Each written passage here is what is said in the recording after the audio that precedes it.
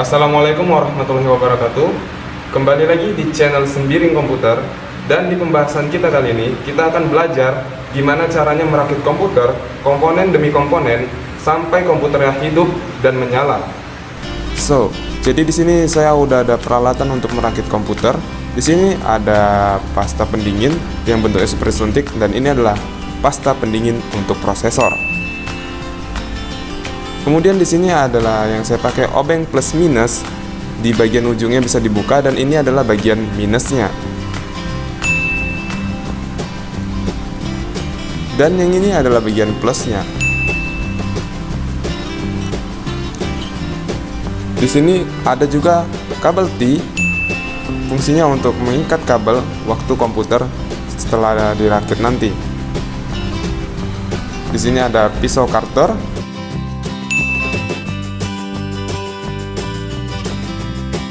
Di sini ada baut, ini adalah baut casing. Dan yang ini adalah baut motherboard. Dan ini adalah baut hard disk. Dan yang ini adalah baut power supply. Ini adalah power supply dengan tipe ATX. Ini yang saya gunakan, tipenya adalah ATX.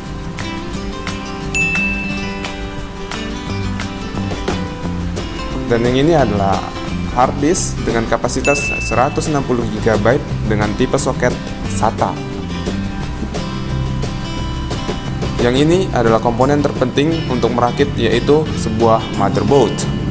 Motherboard di sini saya menggunakan tipe G41 dengan soket LGA 775.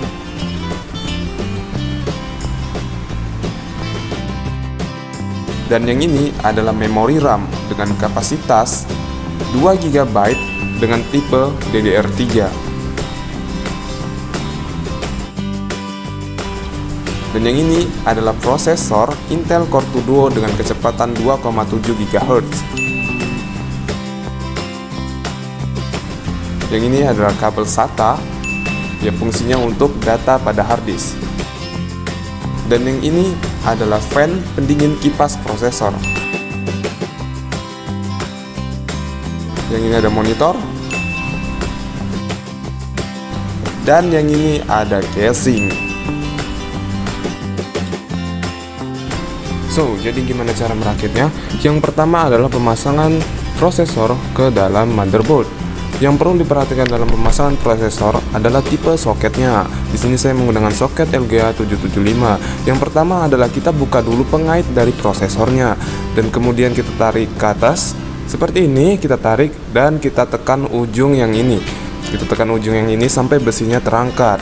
Setelah terangkat, maka kita akan memperhatikan segitiga di pin prosesornya. Di sini tempat kita, panduan kita untuk memasang sebuah prosesor. Nah, di sini di prosesor juga ada diberitahu bahwasannya di pin itu ada segitiganya juga. Nah, jadi cara pemasangannya kita harus samakan yang ada di segitiganya di prosesor dan juga di motherboard. Kemudian kita pasang seperti ini. Jika sudah, di bagian ujung ini di kiri dan kanan itu ada seperti pembatasnya. Itu berfungsi untuk menjaga prosesor tidak goyang ke kanan atau ke kiri. Kemudian kita tutup prosesornya seperti ini. Kita tutup prosesornya, sama kita tekan ke bawah. Ya, sudah ditutup dan kita pastikan itu kuat.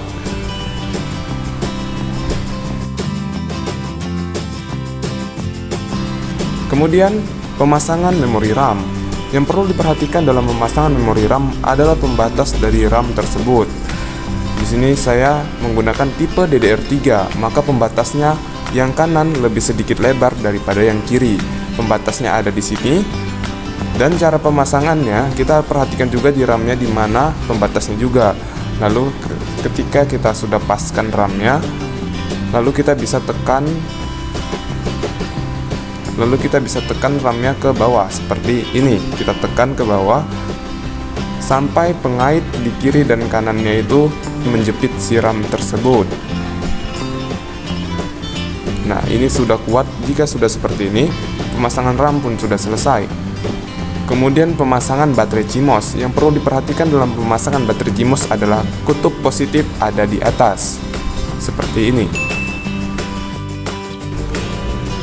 Ya, selanjutnya adalah pemasangan heatsink atau kipas pendingin prosesor. Untuk cara pemasangannya ke motherboard, kita harus tarik pengaitnya ke atas terlebih dahulu agar pengait tersebut bisa masuk ke dalam motherboard. Sebelum memasukkannya, kita harus beri pasta terlebih dahulu, sedikit saja, jangan terlalu banyak. Dan kemudian setelah dikasih pasta, kita akan taruh ke motherboardnya, akan kita pasang dan kita masukkan pengaitnya ke dalam motherboardnya. Kita tekan ke dalam supaya pengaitnya bisa masuk. Kemudian kita putar menggunakan obeng yang ujungnya minus. Jadi kita putar ke arah kanan, semua ke arah kanan untuk mengunci agar pengaitnya tersebut bisa melekat ke motherboard. Kita akan kunci semuanya sampai benar-benar kipas pendingin prosesor ini bisa kuat melekat di motherboard. Ini sudah kuat dan tidak bakalan jatuh. Nah, selanjutnya adalah pemasangan soket kipasnya ke dalam motherboardnya. Ini caranya sama, kita harus perhatikan juga pembatas dari setiap soketnya. Kita pasang seperti ini. Ya, begini.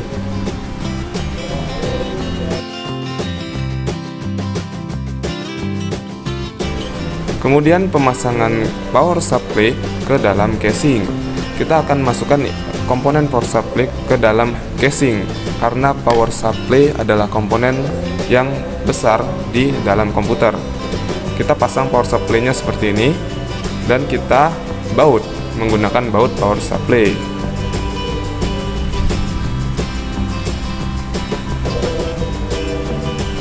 Setelah selesai dibaut, selanjutnya kita akan memasang back panel ke dalam casing.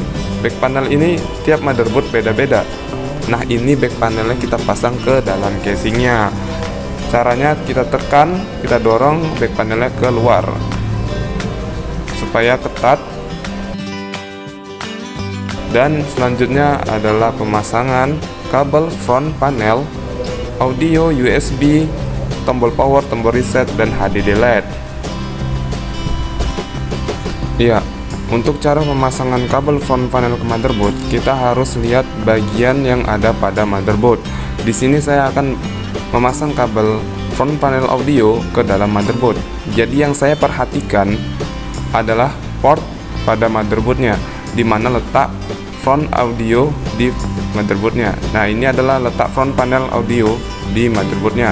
Jadi saya akan memasang kabel audio ini ke dalam motherboard, dan di sini kita lihat ada lubangnya yang tertutup, dan itu adalah pembatas buat kita memasang nanti. Dan cara pemasangannya seperti ini, kita masukkan dan kita tekan ke bawah, ya seperti itu. Dan kemudian ada yang namanya front panel USB, dan di sini kita lihat di mana letak USB-nya, letak front panel USB yang ada pada motherboard. Kita lihat di sini kita pasang di front panel USB 1. Jadi saya akan memasangnya di front panel USB 1, dan ini sama, ada pembatasnya juga, di situ ada bolongan yang tidak ada lubangnya. Dan begini caranya memasangnya, kita tekan ke bawah. Sama. Nah, untuk pemasangan front panel, tombol power, tombol reset, dan HDD LED, kita perhatikan port yang ada di motherboardnya sesuai dengan tombol yang bakalan kita pasang, dan ini adalah tombol yang sudah saya pasang. Kemudian kita bakalan memasang motherboard ke dalam casing. Kita harus perhatikan juga tempat baut yang bakalan kita gunakan untuk si motherboard tersebut. Kita akan buat begini, kita paskan dulu semuanya. Setelah sudah semuanya, baru kita kencangkan menggunakan baut.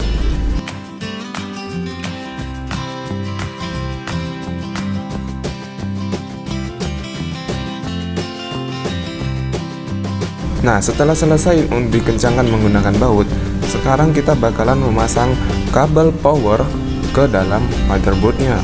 Ini adalah kabel power supply ke dalam motherboardnya. Jadi kita bakal memasangnya, dan kita perhatikan di sini ada pengaitnya dan di motherboard juga ada pengaitnya.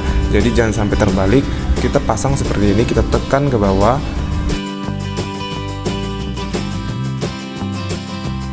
Kemudian di sini ada kabel yang untuk ke motherboard juga. Dan di sini ada pengaitnya juga, jadi kita harus perhatikan tiap-tiap pengait yang ada di motherboardnya agar pemasangan kabelnya tidak terbalik. Ya, ini sudah. Nah, berikutnya adalah pemasangan hard disk ke dalam casing. Jadi kita masukkan ke dalam casing sesuai tempat hard disk, dan di sini casing ini adalah tempat hard disknya di sini. Lalu kita kencangkan menggunakan baut hard disk. Setelah kencang, langkah selanjutnya adalah pemasangan kabel power dan kabel SATA ke dalam hard disk. Dan begini pemasangan kabel powernya, dan kita pasang juga untuk kabel SATA-nya. Jangan sampai terbalik, kita masukkan seperti ini. Ya. Setelah itu, kita masukkan juga ke dalam port motherboardnya agar si motherboard mendeteksi adanya hard disk. Kita pasang seperti ini, kita tekan. Nah, jika sudah selesai, tahap ini hampir selesai. Selanjutnya kita ikat menggunakan kabel T agar kabel-kabel tersebut terlihat rapi. Lalu kita potong menggunakan pisau cutter seperti ini, kita potong. Nah, ini adalah pemasangan kipas casing. Sebelum itu jangan ditutup dulu komputernya, karena kita bakalan menguji coba komputernya. Jadi di sini cara menguji cobanya, saya sudah cokkan keyboard dan sudah saya cokkan kabel VGA monitor, kabel power supply-nya, dan jadi kita tinggal hidupkan saja. Dan setelah dihidupkan dan ternyata komputer ini hidup, dan kita bakalan masuk menu BIOS dengan menekan tombol delete. Dengan menekan tombol delete tersebut, kita bakalan melihat apa-apa saja yang terdeteksi di dalam sebuah komputer itu. Nah, di tahap ini semuanya sudah selesai, dan tahap selanjutnya adalah proses instalasi Windows ke dalam hard disk.